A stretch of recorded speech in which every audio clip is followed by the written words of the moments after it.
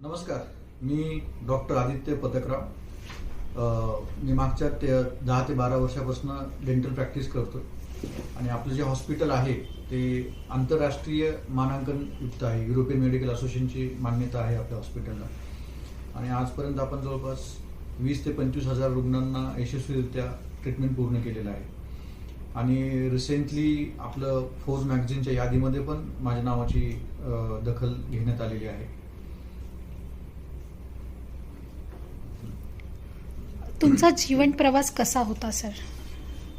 जीवन प्रवास आम्ही एकदम सामान्य कुटुंबातून आलेलो होतो. माझे वडील बस चालक होते आणि आमचं तसं मूळ गाव मराठवाड्यामध्ये बीड जिल्ह्यातील आंबेजोगाई इथून आम्ही तसे मूळ गावचे आहोत आणि अतिसामान्य परिस्थितीमधून परिश्रम करणं हेच प्रत्येक जे सामान्य कुटुंब असतं त्यांच्या ह्याच्यामध्ये असते की आपण परिश्रम केलं तरच आपल्याला त्याचं फळ भेटेल आणि मेहनत करून आम्ही शिकून आज आपण या स्तरावर आपण पोहोचलेलो आहोत. म्हणजे हे क्षेत्र कसे निवडलं तुम्ही? काय बेसिकली घरामध्ये असं कोणी जास्त शिक्षण कुणाला नव्हतं.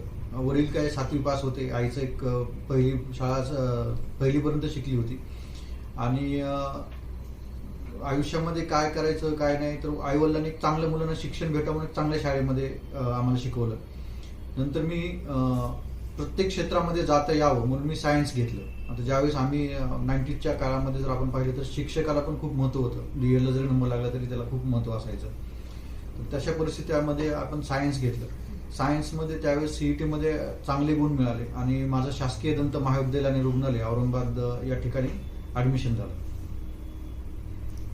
पुण्याला कसं काय तुम्ही? माझं 2009 साली मी पासआउट झालो. त्यानंतर मी पुण्यामध्ये, कारण आमचा बराचसा क्राऊड, आमचे बरेचसे सिनियर किंवा जे काही आमचे सिनियर्स वगैरे होते ते पुण्यामध्ये स्थायी झाले होते. त्याचं कारण की आमचं जे क्षेत्र आहे डेंटल प्रॅक्टिस आहे ते तालुक्याच्या ठिकाणी किंवा एकदमच असं आमच्या भागात जे आहे त्याच्यामध्ये जास्त स्कोप नव्हता. त्याच्यामुळे आम्ही पुण्यासारख्या ठिकाणी प्रेफरन्स केलं. सिनियर आले किंवा आमचे वर्गमित्र आले म्हणून मी पुण्यामध्ये आलो. सन 2013 जून 2013ला मी स्वतःचं एक छोटंसं क्लिनिक सुरू केलं आणि खूप चांगला प्रतिसाद मिळाला आणि आयुष्यामध्ये अचिव्हमेंट होत गेलं आणि मग आपण एक मोठं जवळपास 2,500-3,000 स्क्वेअर फुटामध्ये आता 4 जिल्ह्याचं डेंटल सेटअप केलेलं आहे. आव्हानं काय असतात आता तुमच्या पुढे?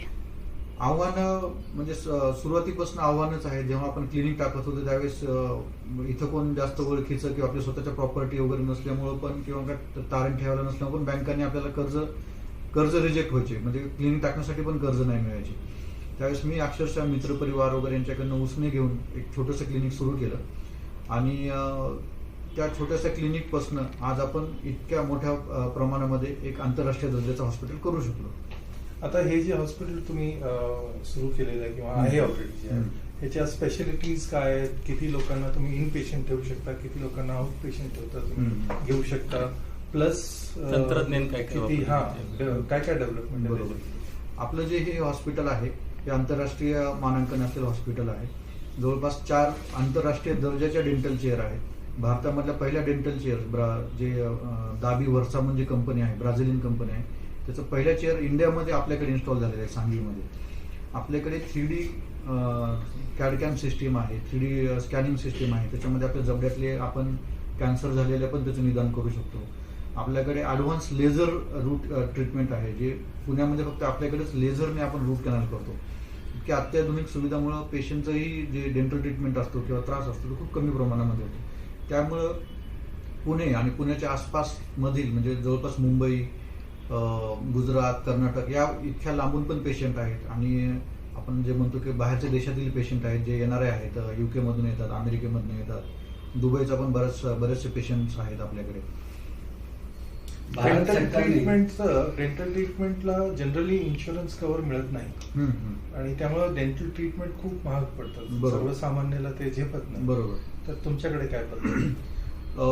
मी दूरसंचार मंत्रालयाच्या सल्लागार सदी पदावर असल्यामुळं माझी नुकतीच आपले जे लोकसभा स्पीकर आहेत माननीय ओम बिर्लाजी यांच्याशी पण भेट झाली होती. त्यांनाही मी पूर्ण आमचे डेंटिस्ट म्हणजे भारताच्या सर्व डेंटिस्टकडनं एक निवेदन दिलेलं आहे की आपण लोकसभेच्या सत्रामध्ये फक्त डेंटल हाच एक क्षेत्र असं राहिलं की त्याच्यावर आणखीन आपल्या भारतामध्ये इन्शुरन्स नाहीये, तर त्याच्याबद्दलही आम्ही प्रस्ताव दिलेला आहे. आणि लवकरच आपलं जे डेंटल आता जी काउन्सिल आहे, परिषद आहे, त्याचं आता कमिशन होणार आहे असं मला त्यांनी आश्वासन दिलेलं आहे. आणि जेव्हा डेंटल कमिशन होईल, आयोग होईल, तेव्हा डेंटल जे इन्शुरन्स आहे किंवा हे आहे ते पण त्याला लागू होतील.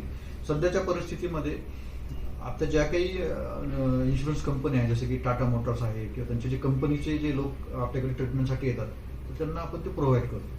आपल्याला पुरस्कार कुठले कुठले मिळाले? मला आतापर्यंत 18 पुरस्कार आहेत. त्याच्यामध्ये राष्ट्रीय आहेत आणि आंतरराष्ट्रीय पण आहेत. आंतरराष्ट्रीयमध्ये मला ब्रिटिश पार्लमेंटरी पुरस्कार आहे, सॉक्रेटिस पुरस्कार आहे, त्याच्यानंतर डेंटल ऑस्कर पुरस्कार आहे, डेंटल एक्सलन्स पुरस्कार आहेत. महाराष्ट्रामध्ये म्हणलं तर महाराष्ट्र गौरव पुरस्कार आहे, डेंटल एक्सलन्स आहे, डॉक्टर बाबासाहेब आंबेडकर राष्ट्रीय पुरस्कार आहे. अशा अनेक पुरस्कारांनी सन्मानित केलेलं आहे. काय स्पेशालिटी होती त्या पुरस्कार जे तुम्हाला प्रोव्हाइड करण्यात आले, त्याच्यामध्ये तुमची काय स्पेशालिटी होती? आपल्या ज्या केसेस होतात, जसं की नॉर्मली आपल्या दातांमध्ये 3च कॅनल असतात, पण माझ्याकडे अशी केस सापडली की मला त्याच्यामध्ये 12 कॅनल सापडले होते. म्हणजे खूप एक्सेप्शनल केस होती. तर त्या केसचं प्रेझेंटेशन मी जेव्हा मला ब्रिटिश पार्लमेंटरी पुरस्कार भेटला होता त्यावेळेस दिलं होतं. आणि त्यावेळेस त्यांचं वोटिंग पण लागायचं, तर त्या कॅटेगरीमध्ये मला हायएस्ट वोटिंग झालं होतं. तर त्या बेसिसवर मला ब्रिटिश पार्लमेंटरी पुरस्काराचं नामांकन झालं होतं. सर, ब्रिटिश पार्लमेंट पुरस्कार मिळाल्यानंतर तुमच्या जीवनात कसा बदल झाला? ब्रिटिश पार्लमेंट पुरस्कार भेटल्यानंतर माझे काही पेशंट्स आहेत की जे MPSC UPSCचा पण अभ्यास करतात आणि अभ्यास करत असताना त्यांच्या एक पुस्तक होतं, त्याच्यामध्ये माझ्या नावाचा रेफरन्स आला. तर त्यांनी ते एवढे खुश झाले की त्यांनी मला तात्काळ संपर्क केला की डॉक्टर आम्ही तुमचं नाव वाचलं. म्हणजे कसं काय वाचलं तुम्ही? तर त्यांनी असं सांगितलं की तुम्हाला जो पुरस्कार आता लंडन पार्लमेंटमध्ये भेटला, तर त्या पुरस्काराबद्दलची सगळी माहिती, कोणते डॉक्टर आहेत, काय आहेत, त्यांना कशाबद्दल पुरस्कार भेटला, खूप अशी व्यवस्थित माहिती आली. तर मी तो जो पुस्तकाचा 37th एडिशन होतं UPSC आणि MPSC प्रिपेअर करणाऱ्या विद्यार्थ्यांसाठी, तर त्याच्यामध्ये माझ्या नावाचा उल्लेख झाला. तर हे खूप मोठं अचिव्हमेंट आहे. आणि आता मला समाजामध्ये किंवा आमच्या डेंटल फॅकल्टीमध्ये ब्रिटिश पार्लमेंटरी अवॉर्डी डॉक्टर म्हणून अशी ओळख आहे. तर त्या अवॉर्डमुळे खूप आयुष्यामध्ये फरक पडला. दाताची निगा राखण्यासाठी तुम्ही काय सजेशन देता लोकांना? दाताची निगा राखण्यासाठी आपण युजली 2 वेळेस तर ब्रश करणं गरजेचंच आहे. परत आठवड्यातनं कमीत कमी 2 वेळेस तरी आपण चांगल्या क्वालिटीचं माउथवॉश वापरणं गरजेचं आहे. आणि तुमच्या जवळच्या डेंटिस्टला किंवा एखाद्या चांगल्या डेंटिस्टला तुम्ही वर्षातनं 2 वेळेस तरी रुटीन चेकअप असणं खूप गरजेचं आहे. त्याच्यामुळे होणारे प्रॉब्लेम्स अवॉइड होतात. वर्ल्ड बुक ऑफ रेकॉर्डमध्ये पण आपल्या नावाची नोंद आहे. येस. ह्याची सुरुवात तशी म्हणलं तर 2013 सालीच झाली होती, ज्यावेळेस आपल्याला सर्व बँकांनी लोन नाकारले. आता डेंटल क्लिनिक टाकायचं तर आपण कसं सुरू करणार, आपलं तिथं कोण जास्त ओळखीचे नाहीये. तर त्यावेळेस असं लक्षात आलं की आपलं जे इन्कम टॅक्स रिटर्न लागतो, तो आपलं इन्कमच नसल्यामुळे आपण रिटर्न कसं भरणार. तर तो लागतो, तर त्या ह्याच्यावर तुम्हाला बँक कर्ज देते, तर तुमचा एक स्टेटस तिथं सुरू होतो असं लक्षात आलं. मग त्यावेळेस आपण प्रॅक्टिस करत असताना सगळ्या गोष्टी प्रॉपर बँकिंग मेंटेन करून सगळ्या प्रॉपर दाखवत आल्यानंतर 8 ते 9 वर्षानंतर मी जवळपास 4 मिलियन पर्यंत इन्कम टॅक्स पे केला होता. तर त्यामुळे माझी वर्ल्ड रेकॉर्डमध्ये नाव झाली की डेंटिस्ट कॅटेगरीमध्ये 4 मिलियन, आपण इंडियाचा पकडला 4 मिलियन, तर बाहेरच्या देशामध्ये तो 80-90 पट होतो अमेरिकन US मध्ये. तर त्या पट्टीमध्ये खूप जास्त होता. तर त्या ह्यांनी माझं वर्ल्ड बुक ऑफ रेकॉर्डमध्ये नाव दिलं होतं. भविष्यात ब्रांचेस काय उघडायची? नक्कीच. आमचं दुबईमध्ये आपण एक ब्रँच ओपन करणार आहोत. साधारण 1 ते 1.5 वर्षामध्ये होईल. त्याची जी दुबई हेल्थ अथॉरिटी जी परीक्षा होती ते मी मागच्या वेळेस दिलेली आहे एक्झाम्पल. फोर्ब्स मॅगझिननी तुमची दखल कशी घेतली? मी मागच्या 10 वर्षापासून सामाजिक क्षेत्रामध्ये माझं खूप चांगलं काम आहे. आपले 2 फाउंडेशन आहेत, आदित्य पत्रक फाउंडेशन आणि मानव परिवर्तन विकास सेवाभावी संस्था. या फाउंडेशनच्या अंतर्गत आपण आतापर्यंत कमीत कमी 1,500 ते 2,000 मुलांना शिकवलेलं आहे, शालेय शिक्षण दिलेलं आहे.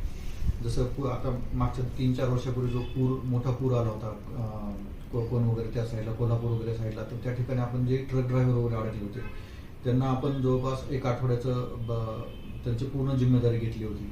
पुरामध्ये जे लोक अडकले होते त्यांना आपण आपल्या फाउंडेशनतर्फे मदत केली होती. हे सर्व कार्य करत असताना कुठेतरी मोठ्या लेवलला त्याची दखल घेतली जात असते. आणि माझं डेंटल क्षेत्रात हे माझं खूप चांगलं काम असल्यामुळं, ह्या सर्व गोष्टींचं एक पॉप्युलरिटी असल्यामुळं फोर्ब्स मॅगझिननी त्याची दखल घेतली. माझा एक छोटासा त्यांनी इंटरव्ह्यू घेतला आणि 26 तारखेच्या मॅगझिनमध्ये त्याचा माझा उल्लेख आलेला आहे, यादीमध्ये माझं नाव समाविष्ट झालेलं आहे.